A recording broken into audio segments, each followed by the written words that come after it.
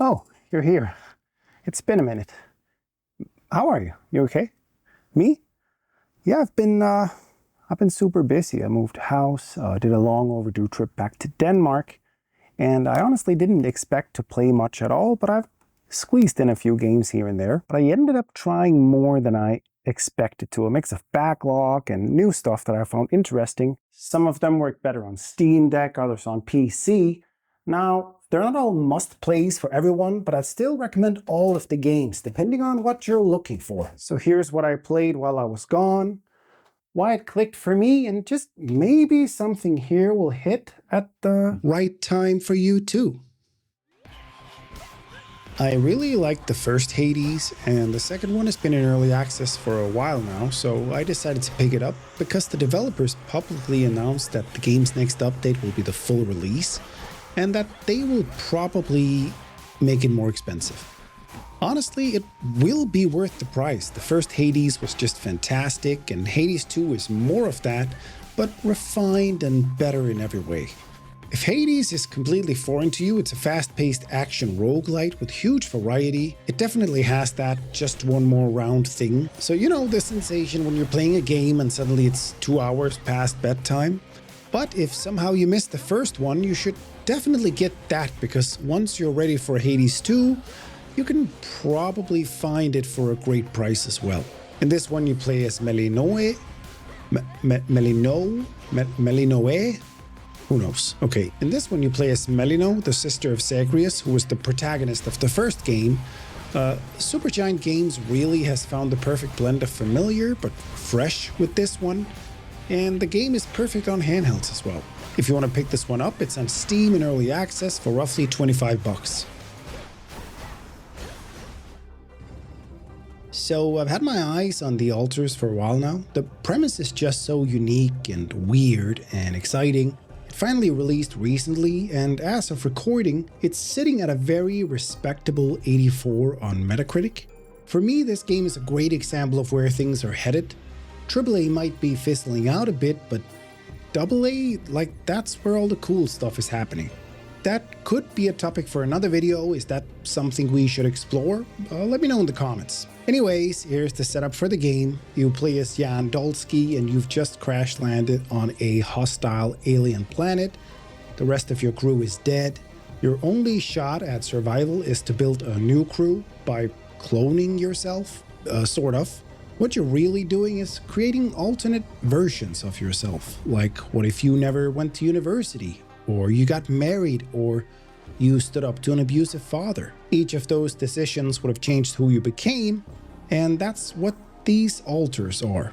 So one Jan might have studied medicine, another might have become an engineer, another could be a technician or a total burnout, and that's the game. It's part base management, part exploration, and part narrative team simulator, except the team is made up of alternate versions of you, who, by the way, are not thrilled to find out that their entire lives were just hypothetical. And honestly, this could have gone totally off the rails with bad writing, but it's handled really well. The dialogue has weight, the choices feel grounded, everything just hits the mark, and the voice acting for the different Jans is very convincing. The full price is around 35 bucks, but on PC you can easily find it for half of that on sites like CD Keys or Fanatical. And honestly, out of all the games on this list, this is probably the one I'd recommend to almost anyone. For me, it's really that good, and I'm definitely gonna play this till I'm done with it. Okay. This is not good. If The Altars is the fresh new dish, then Vampire Survivors is comfort food in all the best ways. Like Hades, this is one of those games that hits you with that just one more round feeling. But what I really like here is the simplicity and accessibility. I don't care who you are, you can play this game. It's an auto-attacking bullet hell roguelite, and all you need to do is move the joystick and sometimes click A to pick an upgrade, and that's it, you're playing the game. At a certain point, the screen will also turn into absolute chaos. You're throwing out so many projectiles it barely makes sense. I would classify this as dumb fun, but in the best way. If you haven't played it yet for some reason, now is a great time to jump in or even come back and try one of the many DLCs. The Castlevania DLC is definitely the standout, but the base game alone also delivers hours of fun. It's usually the price of a cup of coffee, and it's just a great pick for people who can only squeeze in short gaming sessions, or busy dads like myself. It's available on almost everything with a screen, so there's really no excuse to not check it out. If you're looking for deep story or cutscenes, you should probably not play this, but for quick, satisfying chaos, it's kind of perfect. For me, this was just the perfect game at the perfect time. We had days where we were just packing, and squeezing in 20 minutes of Vampire Survivors definitely scratched an itch for gaming that I had. While I had my break, Star Wars Battlefront 2 had a resurgence. Or, for me, it's a surgence? Is that a word? Anyways, my point is, I've never played it before. It was just sitting in my backlog, but suddenly everyone was playing it, so of course I had to give it a shot. Why a multiplayer shooter from 2017 suddenly exploded in popularity is a bit of a longer story, so I'm not gonna dive into that. But what I will say is this: the game has no microtransactions and no battle pass, and playing a multiplayer shooter in 2025 without someone trying to sell me a Luke Skywalker skin that teabags a Wookiee, honestly, it's refreshing. Now, my deep, dark nerd secret is I never actually liked Star Wars that much, but that didn't really matter here. The game is just dripping with personality. There's a ton of fun modes, loads of variety, and a great game is a great game no matter what outfit it's wearing. That being said, it was also a painful reminder that I just don't have the time to be as good at multiplayer games as I used to.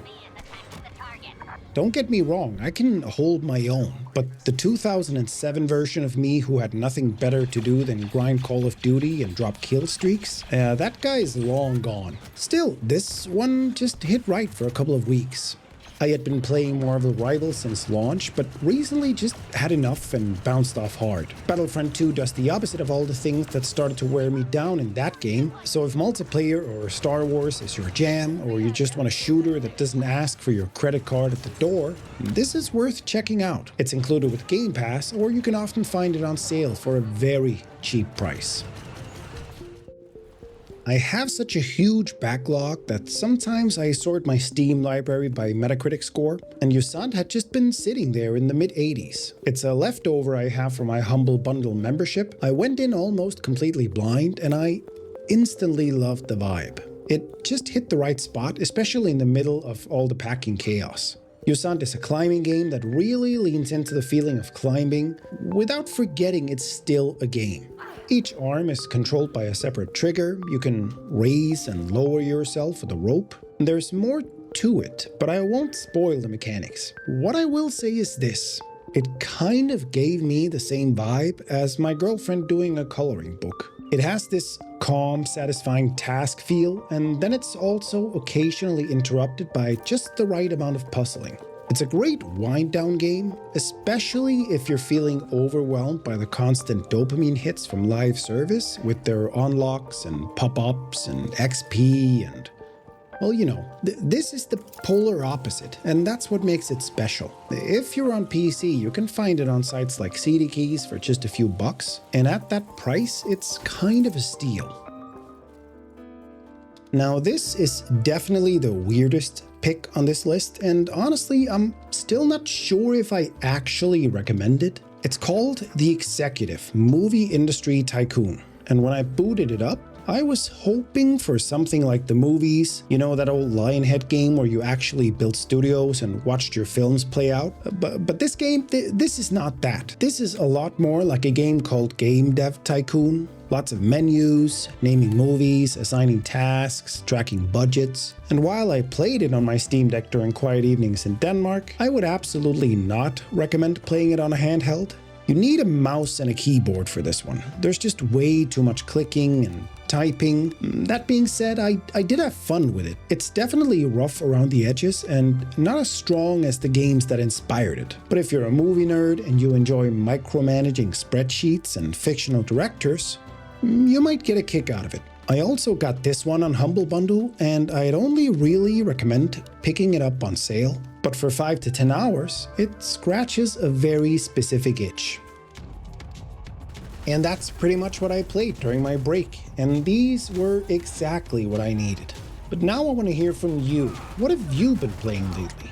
Hidden gems, comfort games, something you didn't expect to love? Drop your recommendations in the comments. And if you like discovering games that really stick with you, you should check out my deep dive on Max Payne 3. It's a masterclass in cinematic action that Rockstar nailed over a decade ago.